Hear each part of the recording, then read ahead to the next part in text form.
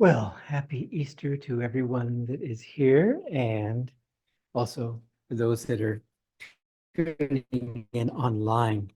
This is a beautiful book, Songs of the Soul by Paramahansa Yogananda, which is a collection of poems that he wrote when he first came to America. This one is entitled Breathe in Me. Breathe in me the way to love you, that I may learn to faultlessly love you. Pour me the wisdom wine by which I become intoxicated with you. Whisper in my ears of silence the way to be with you always. Speak to my wandering senses and lead them back to your sanctuary within. Call the marauding mind and counsel it how to retrace its steps to your home. With your silent eyes, just look at me, and I will know where to find you. You may hide behind the ocean. You may hide behind delusion. You may hide behind life. You may hide behind duality. You may hide behind theological conundrums. You may hide behind unanswered prayers. But you cannot hide behind my love, or in the mirrored light of my love, you are revealed.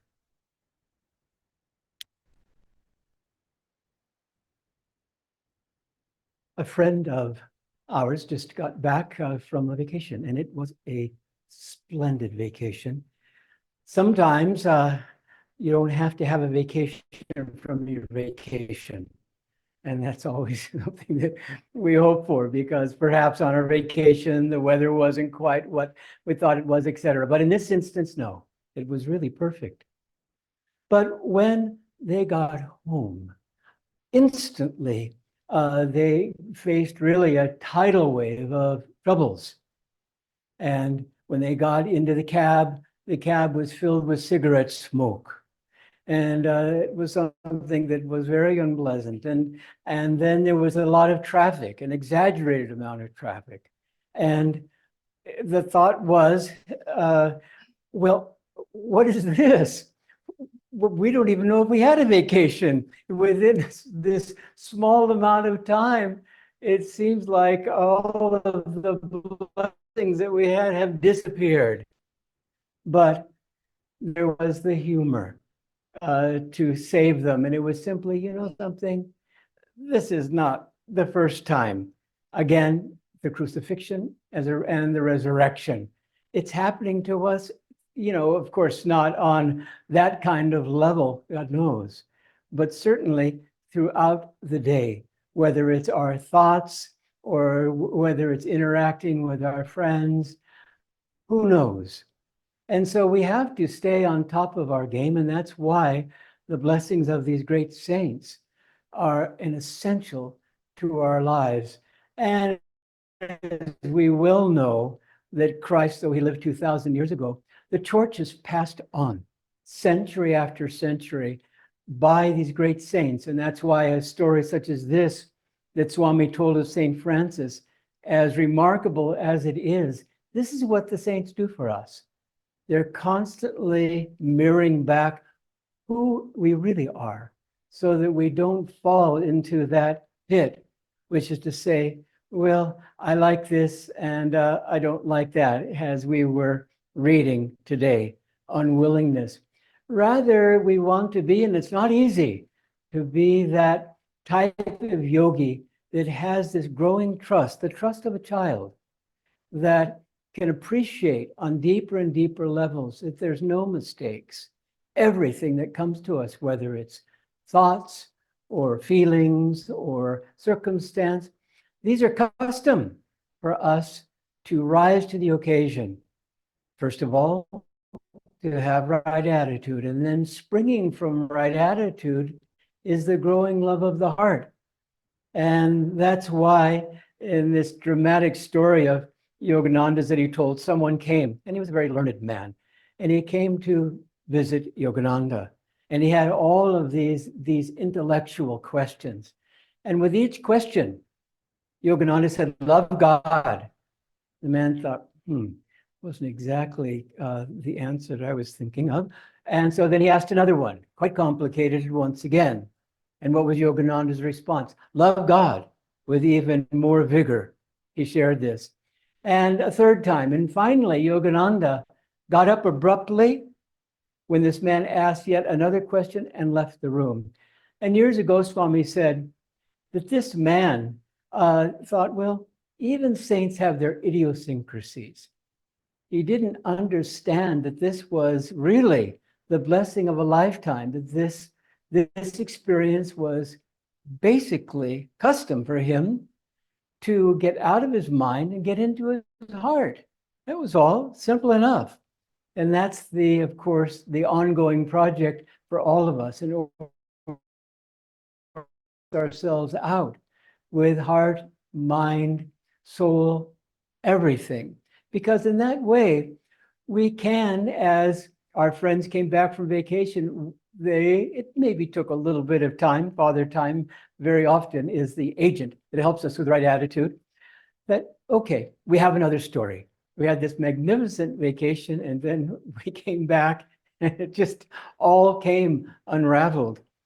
Roma and I are just about to go into seclusion.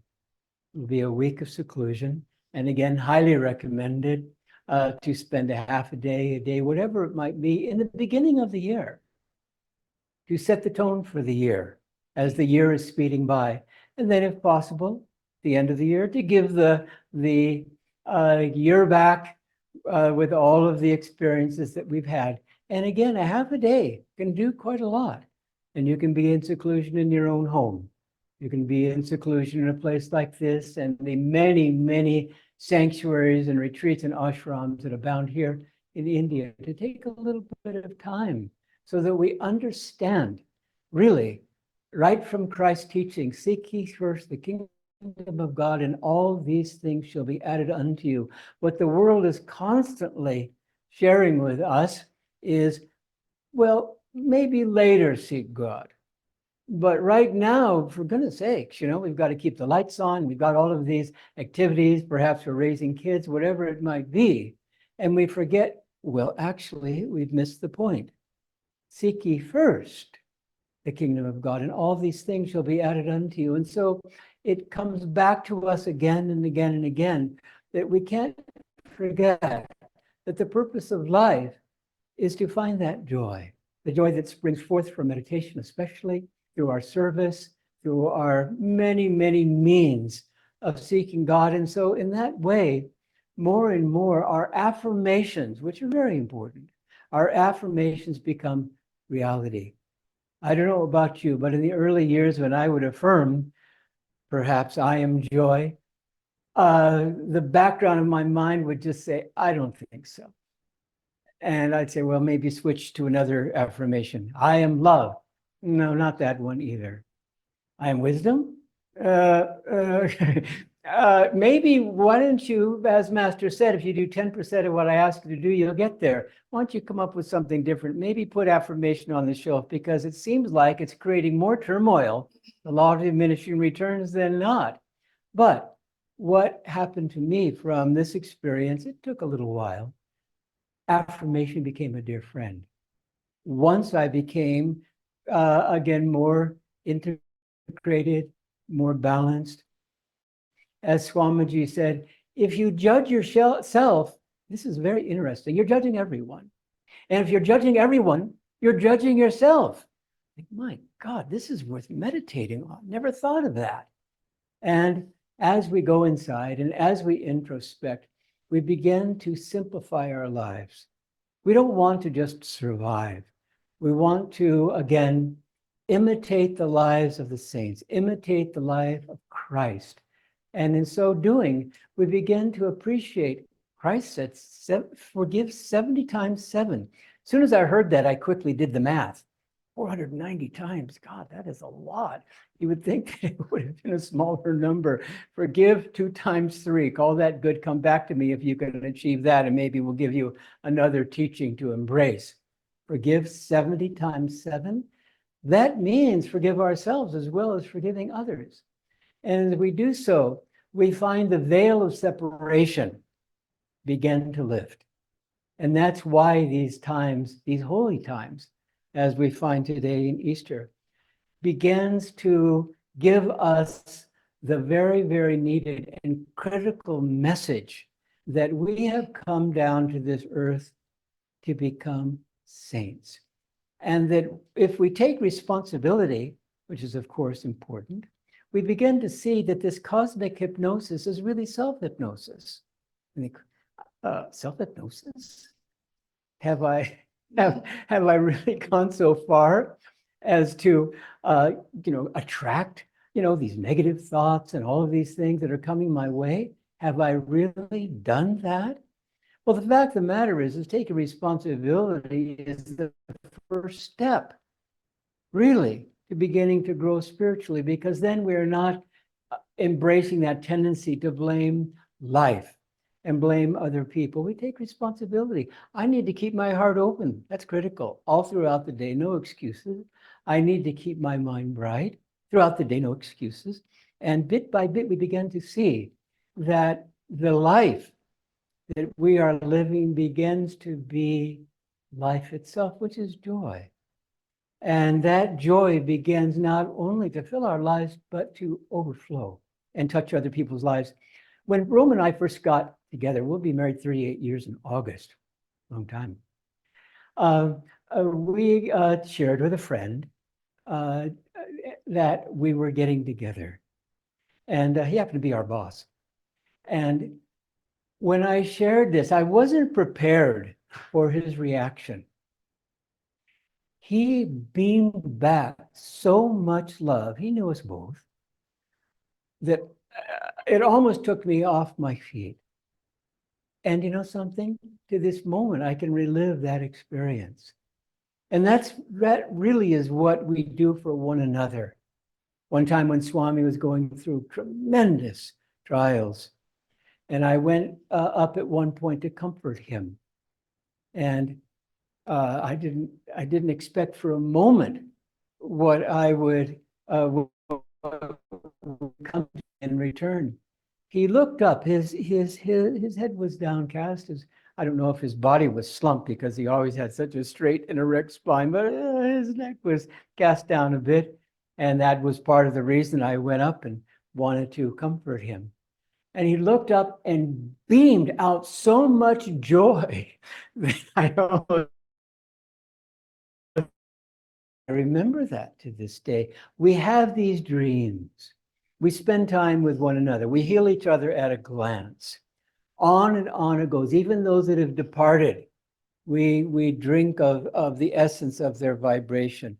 And bit by bit, we begin to find that there's this implosion of all of these experiences. A disciplined mind's a happy mind. On and on it goes. And we begin to tip the balance. And that's why I like to say, as far as I'm concerned, if life is 51% good enough for me, whatever it might be, both inwardly and outwardly. Yes, my expectation is high. All of our expectations are high to be out of this craziness in this life. Fine. But meanwhile, be happy that there's enough joy. There's enough desire to meditate. There's enough desire to introspect. There's enough to desire to give of ourselves, the essence of our being, that life is good. And we can very often thank God for the many blessings that we have been given. I have formed more and more a habit of talking to the saints and saying, let's go over the day. This is, come nighttime, time for bed. And I surprised myself that there's a lot of joy in thanking them for these little things. Less mosquitoes, thank you. Appreciate that. It was a good less mosquitoes day today. And thank you for that thought that just came in where I felt to call this person. And I find that after a while, who needs to sleep? In just what appeared to be a routine day, there's so many, many blessings that are there.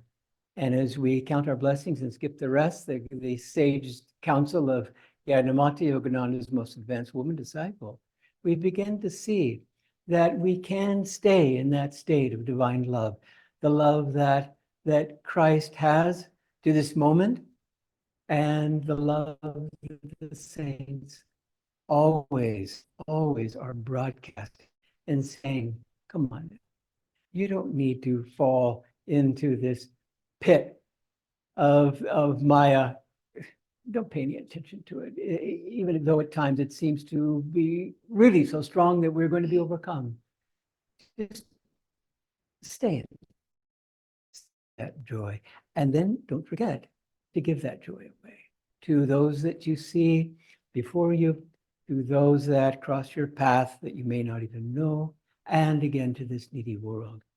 And so more and more we find that there's a real incentive to be in tune, to meditate, to serve, to do all the things that we can do to grow spiritually.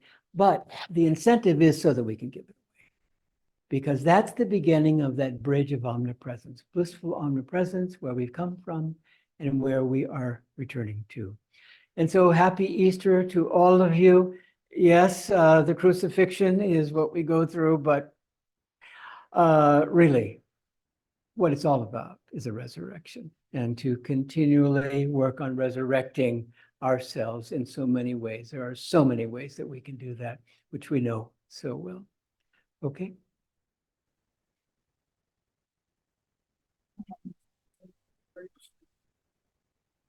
Meditating on the subject, which is Easter. I was just thinking that